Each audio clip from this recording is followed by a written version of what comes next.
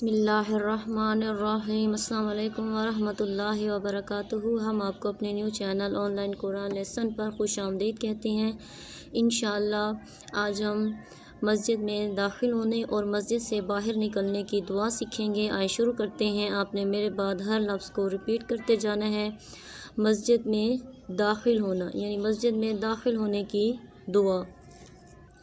اللہم افتح لی ابواب رحمتک، اللہم افتح لی ابواب رحمتک، اللہم افتح لی ابواب رحمتک۔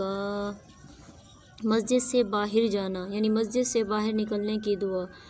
اللہم انی اسألک من فضلک، اللہم انی اسألک من فضلک، اللہم انی اسألک من فضلک۔